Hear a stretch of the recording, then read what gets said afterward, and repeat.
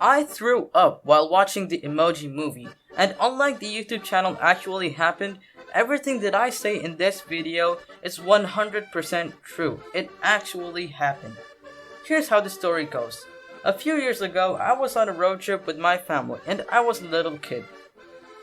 I was just too bored after a few hours. I could only imagine a superhero doing parkour outside the car window for so long. So my brother decided to suggest me to watch a movie.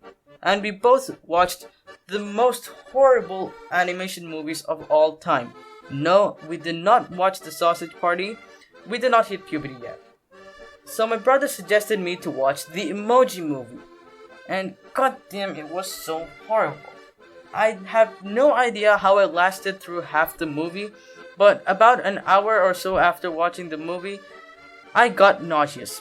Perhaps it was because I was watching a movie inside a moving car, but now I'm starting to think that the movie was so cringy that I felt like barfing. So my parents stopped the car, I went outside the car, and I barfed like hell on the side of the road. Then we came back into the car, I drank some water, and we continued the journey. But you know what we did not continue? Watching the movie because it was just too much for us, alright? We did not watch the rest of the movie. So, that was the story of how I barfed while watching the Emoji Movie. So kids, the moral of the story is, do not rely on your siblings to watch any movie, especially if it's an animation movie with a rating below 10% by Rotten Tomatoes. And the second moral is that do not rely on the reviews given by Google users. Because this absolute garbage pile of a movie, actually received really bad ratings from the top 3 critics. But I don't know with what right mindset these people wrote these reviews, but 2 out of the 3 top reviews for this movie are actually positive. They gave this movie a 5-star rating. Okay, now I was just curious to know what these guys actually think of the movie, and I'm just gonna read it out to you. So the first guy, John Pakskowski, I'm not sure if I pronounced that right. He says that this movie is very good, and he talks about the other movies that this production house has brought up, and he talks about how it's slow, corny, but it's a really good, relatable concept. Now, I think that this is what the movie makers tried to attempt. They attempted to make a relatable concept, and they wanted to capture the attention of the viewers, but they failed in this attempt.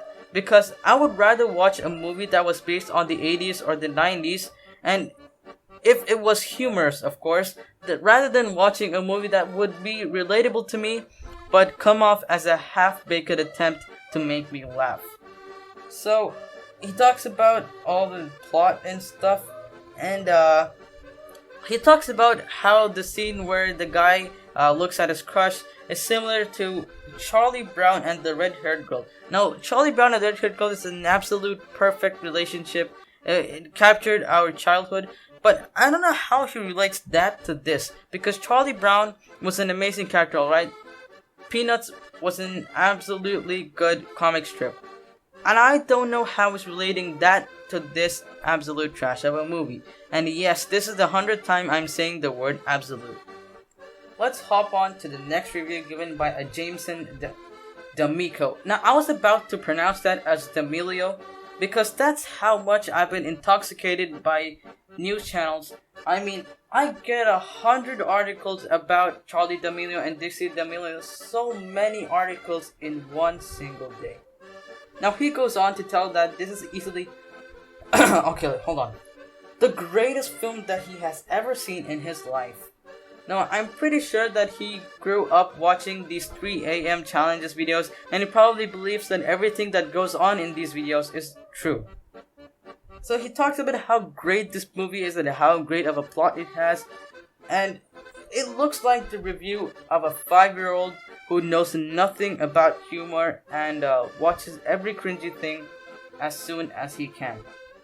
Now, and the next reviews are just, I don't know, these guys seem to be paid more than the audience on Lily Singh's show. Look at this guy. A true anime masterpiece. Japan has produced some... Bro, what? Japan made this movie? Now, I don't know what drug this guy is on, but he seems so high that he seems to think that the Emoji Movie is made by Japan. And I don't know, I may be wrong. It could have been made by Japan, but I don't know in what right mindset he calls this an anime. Now, this is just so infuriating that I'm gonna stop this video right here, alright? I'm gonna just put a full stop to this, and I'm just annoyed. I started off as a guy wanting to forget watching the Emoji Movie, but right now I'm so angry that I probably forgot about the Emoji Movie, but now I'm thinking about how cringy and how childish these people are. So that was it, Homo sapiens. I'll see you later.